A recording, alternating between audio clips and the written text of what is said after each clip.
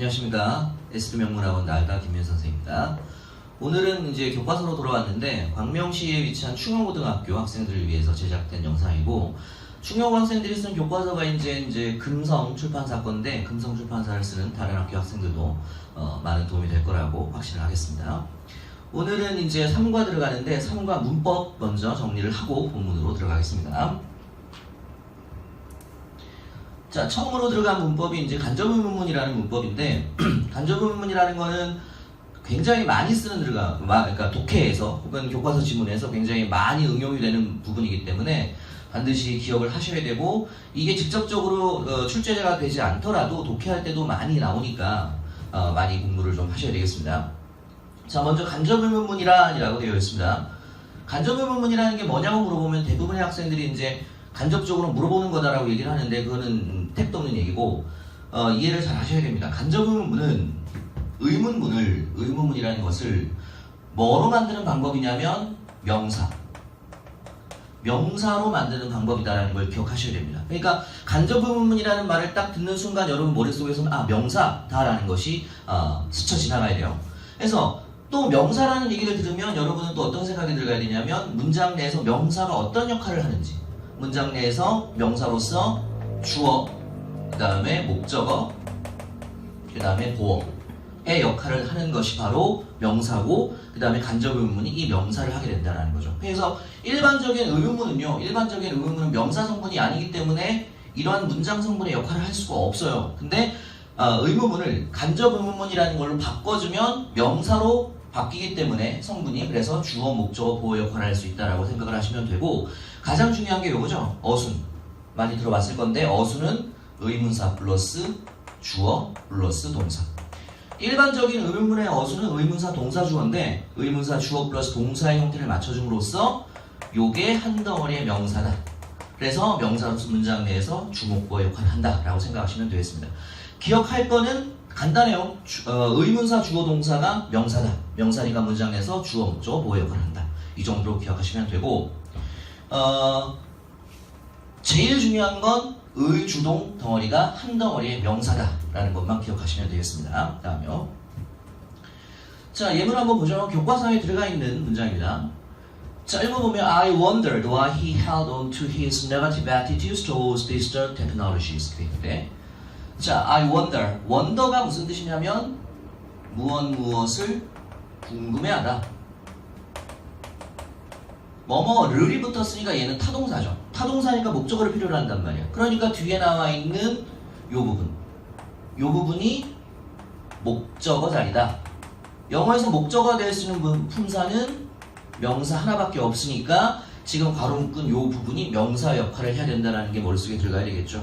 근데 여기에 의문사 들어갔죠. why라는 의문사 들어간단 말이야. 그러면 의문사가 들어갔으면서 명사 역할을 할 수 있는 것은 간접의문이다 라는 생각이 들어야 됩니다. 그래서 의주동의 형태를 가져야 된다. 그래서 얘가 의문사고, 그 다음에 he, 이게 주어고, held on to, 요게 동사 한 덩어리죠. 그래서 held on to 하면 무엇을 고수하다라는 뜻이에요. 그래서 왜 그가 고수하는지, 그의 부정적인 attitude, 태도, toward 뭐뭐를 향한 디지털 기술을 향한, 그러니까 디지털 기술을 향해서 왜 그가 그의 부정적인 태도를 고수하는지를 나는 궁금해합니다. 이렇게 되는 거죠. 그래서 기억하실 건 타동사 뒤에 목적어 자리, 목적어에 대해 쓰는 품사는 명사. 그래서 의문사가 들어간 말이 명사 역할을 하려면 의주동의 간접의문의 구조를 취한다는 거 기억하시면 되겠습니다. 그 다음 보면 He remembered how people suffered from cold, hunger, and poverty. 그랬는데, 자, 그는 기억했습니다. 역시 마찬가지죠. 여기에 나와요. remember라는 동사가 무엇을 기억하다. 타동사요. 그러니까 how부터 끝까지. 여기까지가 역시 무슨 자리? 목적어 자리. 목적어가 되어주는 품사는 뭐 하나? 명사 하나. 그래서 의문사가 들어간 말이 명사, 목적어가 되려면 의주동의 구조를 취한다. 그래서 how, 의문사 플러스 people. 주어 플러스 그 다음에 suffer 동사. 그래서 의주동의 형태로서 명사 역할이다라는 거죠. 해석해보면, 자, 그는 기억했는데 어떻게 사람들이 suffer from 뭐로부터 고통을 겪다. 뭐로부터 고통을 겪었냐면 추위와 배고픔과 그리고 poverty 하면 가난, 빈곤, 이런 것으로부터 사람들이 어떻게 고통을 겪었는지를 기억했습니다 라는 거죠. 자, 문장은 뭐 별게 없습니다. 다음 거 보죠.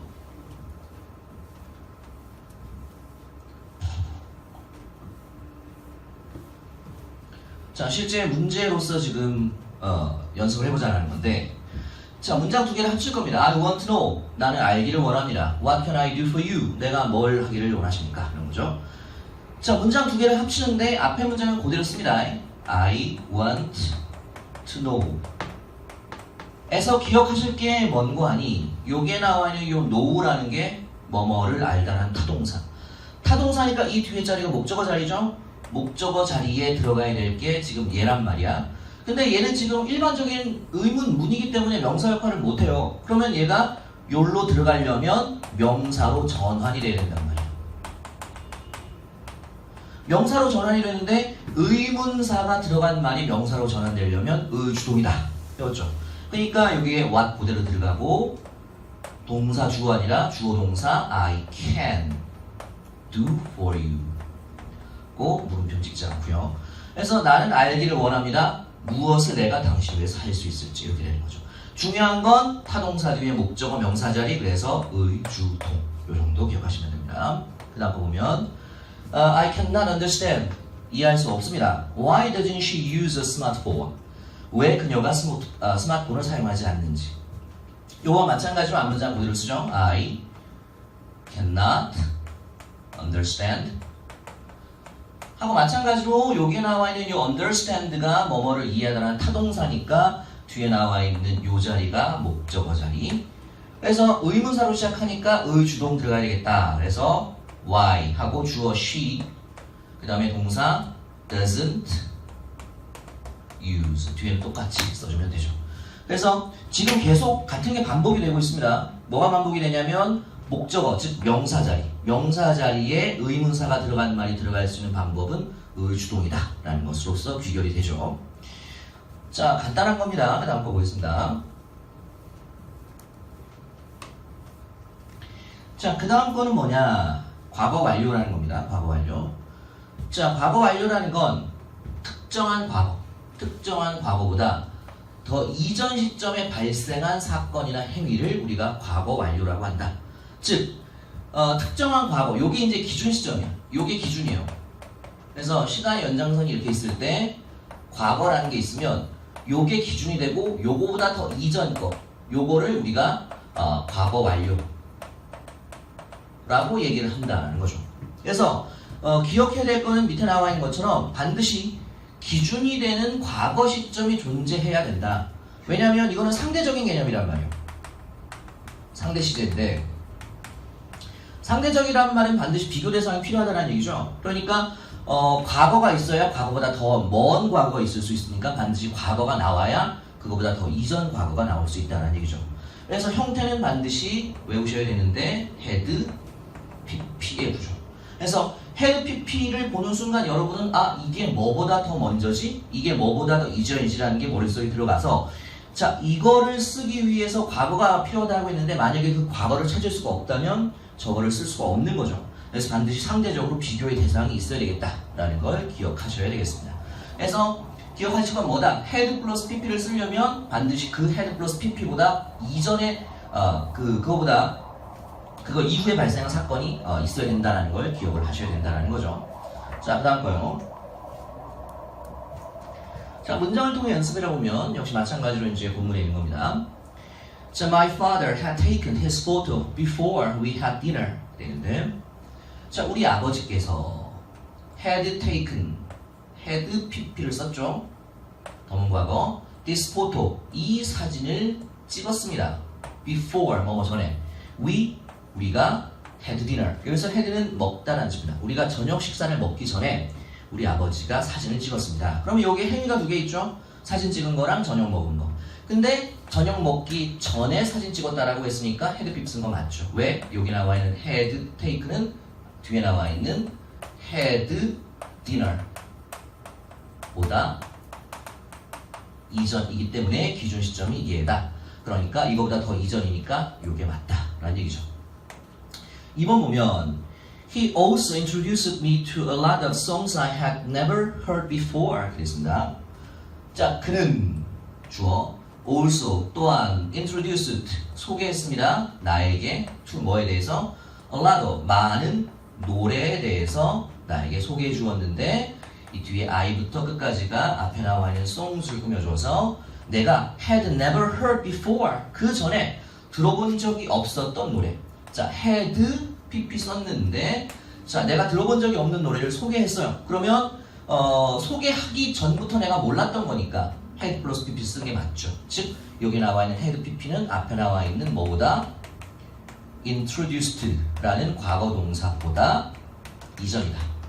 그래서 과거보다 이전이니까 had pp를 썼다라는 거 맞는 거죠. 아시겠죠? 그래서 had pp를 보는 순간 이거와 비교할 수 있는 과거 시제가 있는지 없는지를 먼저 찾는 것이 급선무다라는 겁니다. 다음이요. 자, 문제가 나왔죠? 이거 교과서에 있는 건데. 자, when I got to the castle, the giant has already gone to sleep. 됐습니다. 자, 접속사 나왔죠? when 뭐일 때 내가 주어, got 동사죠? got to 하면 어디에 가다. castle은 성. 그 성에 내가 갔을 때 the giant, 그 거인은 has 하고 pp해서 현재 완료죠. 현재 완료는 시점, 그러니까 현재 완료라는 거의 기준 시점이 현재예요. 그래서 과거부터 현재까지의 어떤 관계를 보는 겁니다. 그래서 그 거인이 이미 sleep, 자고 있었습니다 라는 건데 내가 캐슬에 간 건 과거. 근데 그 전부터 그 거인이 자고 있었던 거니까 여기 나와 있는 요 has gone은 뭐로 바뀌어야 되죠? 그렇죠. had gone으로 바뀌어야 되죠. 왜? 과거보다 이전. 즉 얘는 갓보다, 즉 갓이란 과거형 동사보다 이전 시점이므로 had pp를 써야 되겠다라는 겁니다. 간단한 거였습니다. 자, 그 다음 걸로 가겠습니다. 자, 세 번째 거는 교과서에서는 문법으로 따로 빼서 다루는 것은 아닌데 중요한 것이라서 다시 여기서는 얘기를 하고 가려고 따로 뺐습니다. 자, 가목적어, 진목적어인데 자, 오형식에서 자, 오형식이라는 건 형식을 알 테지만 주어, 동사, 목적어, 목적보 이런 구조죠. 주동목, 목보에서 목적어 자리, 즉 요 자리에 땡땡땡은 올 수 있지만 땡땡땡은 올 수가 없다 라고 되어 있습니다. 그래서 목적어 자리에 뭐는 올 수 있냐? 동명사. 목적어 자리에 동명사는 올 수 있는데 같이 명사 역할을 할 수 있는 투부정사. 투부정사는 올 수가 없어요. 즉 주, 동, 목, 목보에서 요 목적어 자리에 투부정사는 안 되고 ing의 동명사만 된다는 얘기인 거죠. 3형식에서는 둘 다 돼요. 3형식에서는 둘 다 되는데 5형식에서는 ing밖에 안 된다는 얘기입니다. 그러면 투부정사 안 쓰고 ing만 쓰면 될 텐데 사람들이 꼭 이 어형에다가 투부정사를 쓰고 싶어 한단 말이야. 그래서 변칙적인 어형이 만들어져요. 그래서 부득이하게 목적어 자리에 요 자리에 뭐뭐를 쓰려면 투부정사는 안 된다고 했지만 투부정사를 쓰고 싶은 거야. 그래서 투부정사를 쓰려면 쓰고 싶은데 못 쓴다며요. 그러니까 어떻게 해야 돼? 그 투부정사를 문장의 뒤, 문장의 끝으로 보내고 목적어 자리가 비어있죠. 여기에 투부정사 쓰고 싶은데 못 쓰니까 이 뒤로 투를 보낸 거예요. 그래서 이 자리가 비니까 여기에 의미 없이 뭐를? it을 써주게 되는 거죠. 그래서 여기에 나와 있는 이 it이 가짜 목적어, 가목적어고 여기에 나와 있는 이 to가 진짜 목적어가 된다. 아닙니다. 자, 간단히 다시 보면 오형식에서 목적어 자리에 to 안 돼, ing 돼. 근데 to 쓰고 싶어. 근데 못 쓰니까 뒤로 보내고 자리가 비었으니까 여기에 it이라는 걸 쓴 것이다 라는 거죠. 자, 그래서 밑에 어형을 보시면 동사들 같죠? 요 자리가 목적어 자리, 목적보 자리야. 투부정사 쓰면 안 돼. 그러니까 어떻게 하는 거야? 요 자리에다 it이라는 애를 써놓고 목적보 쓰고 투부정사를 뒤에다 보냈다는 거죠. 이랬을 때 여기에 나와 있는 요 it을 우리가 가짜 목적어라고 얘기를 하고 여기에 나와 있는 요 to를 진짜 목적어라고 얘기를 합니다. 가목적어는 해석이 안 됩니다. 해석이 안 되고 진목적어는 해석이 돼요.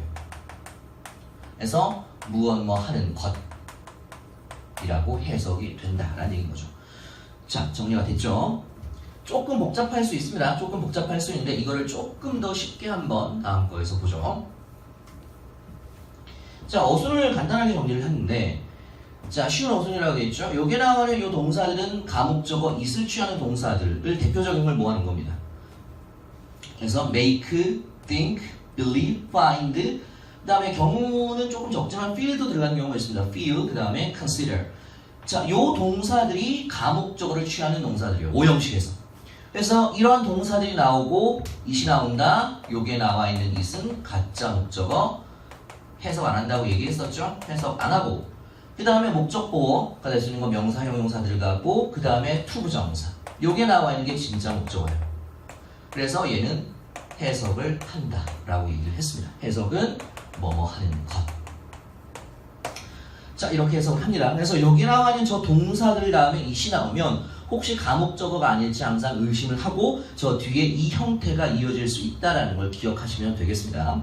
실제 교과서에서 문장으로 어떻게 쓰였는지 한번 보겠습니다.